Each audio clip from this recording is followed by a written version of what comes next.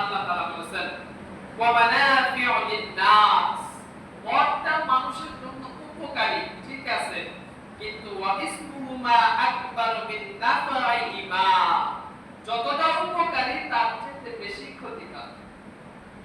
ক্ষতিকারক বিষয় এই সম্পর্কে সামান্য আলোচনার ধারণা আমি আপনাদেরকে দিয়েছিলাম। যারা মাতাল অবস্থায় বাসায় আসে, মালে বউকে বউলে মা কয়, ঠিক কিনা? বন্ধে বিবি ডাকে বউটাকে, আবার চাচির সাথে যে এরা অকাম করে, খালার সাথে যে এরা অকাম করে, এগুলা হারাম না হালাল? হারাম। এই জন্য আল্লাহ তাআলা বলতেছেন ওয়া মানাফিউ লিন-নাস, মানুষের জন্য অসুস্থতার দিক থেকে এটা হলো উপকারিতা। ওয়া ইসমুহুমা আকবারু মিন নাফাইহিমা, যতটা উপকারিতা আছে তার চাইতে বেশি ক্ষতিকারক। এরপর আল্লাহ রাব্বুল আলামিন এটাকে হারাম করে সাব্যস্ত করেছেন। এই আয়াতে শানে নজুল আল্লাহর নবী সাল্লাল্লাহু আলাইহি সাল্লামের একজন সাহাবী, খুব ঘনিষ্ঠ আল্লাহর নবী সাল্লাল্লাহু আলাইহি সাল্লামের খুব ঘনিষ্ঠ একজন সাহাবী, আশারায়ে মুবাশশারা, যাদেরকে বলা হয় 10 জন সাহাবী আছেন, তাদেরকে আল্লাহ রাব্বুল আলামিন পৃথিবীর জমিনে মৃত্যুর আগেই নবীজি সাল্লাল্লাহু আলাইহি সাল্লামের মাধ্যমে জানায় দেওয়া হয়েছে যে এই 10 জন ব্যক্তি হলো জান্নাতি। সুবহানাল্লাহ। এই আশারায়ে মুবাশশারা, এই জান্নাতি ব্যক্তিদের মধ্যে একজন সাহাবী ছিলেন খুব প্রসিদ্ধ সাহাবী।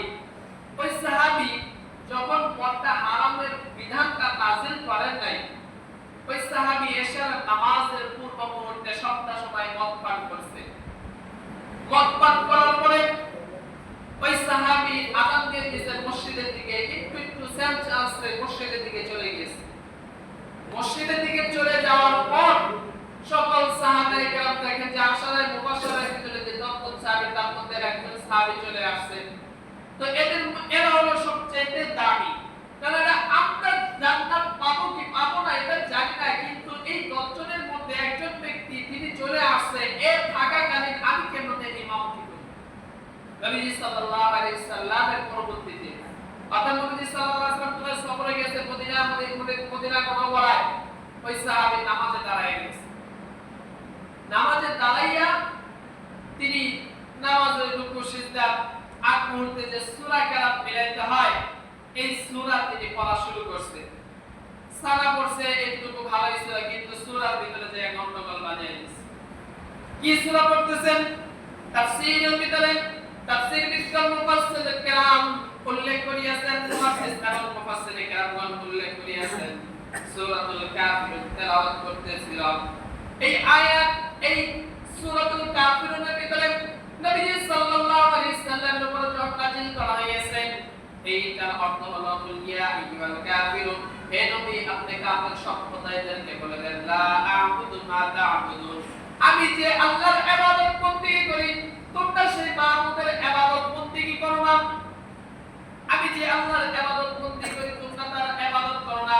ওয়ালা আনতুম আ'বিদুনা মা আ'বুদ, তোমরা যার ইবাদত বন্দেগী করো আমি নবী সেই রবের সেই মূর্তিদের ইবাদত বন্দেগী আমি করি না। ওয়ালা আনা আ'বিদুম মা আ'বাদতুম, অর্থাৎ আমি যে রবের ইবাদত বন্দেগী করি তোমরা এই রবের থেকে ফিরে আসো, তার ইবাদত বন্দেগী করো। ওয়ালা আনতুম আ'বিদুনা মা আ'বুদ, এক কথাই তোমরা যে পূজারীদের ইবাদত বন্দেগী করো আমরা তার ইবাদত বন্দেগী করি না। এই সূরার তরজমার সারাংশ এই, কিন্তু সাহাবী এই সূরাটা উল্টা করে পড়তেছেন, এইভাবে পড়তেছেন কুল ইয়া আইয়ুহাল কাফিরুন, এই পর্যন্ত সম্পাদন করছেন, ঠিক আছে। আ'বুদু মা তা'বুদুন, তোমরা যার ইবাদত বন্দেগী করো, এখানে লা শব্দটা বাদ দিয়ে দিয়েছেন।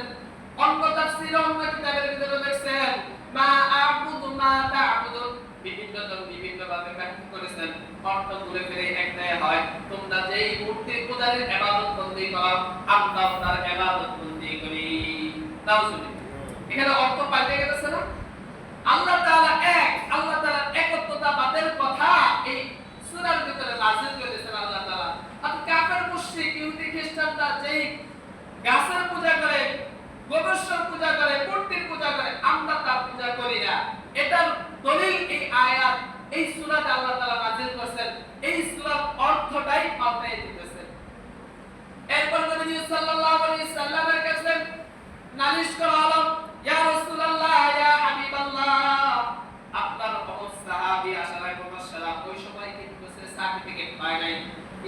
সবচেয়ে বড় সাহাবী ছিলেন। এই সাহাবী এরকম ভুল করে ফেলছেন। নবীজি সাল্লাল্লাহু আলাইহি সাল্লাম বললেন যে এই জন্য তোমাদেরকে আল্লাহ তাআলা মদ থেকে একটু বাঁচতে করেছেন, বেঁচে থাকতে বলেছেন। যে নামাজের সময়গুলোতে তোমরা মদ পান করবে না, নামাজের সময়গুলোতে তোমরা শরাব খাইবে না, ইয়াবা গাঁজা জুয়ার ভিতরে লিপ্ত থাকবে না। এগুলা সাধারণত নামাজের সময় নিষিদ্ধ করার জন্য আল্লাহ তাআলা আদেশ করিয়েছিলেন। এরপর যখন এই সাহাবী আমরা একটা ভুল করে ফেললাম, সাথে সাথে সূরাতুল মাইদার 90-91 নাম্বার আয়াত আল্লাহ তাআলা সাথে সাথে নাযিল করে দিলেন। সুবহানাল্লাহ। এই আয়াত নাযিল করিয়া মদ, জুয়া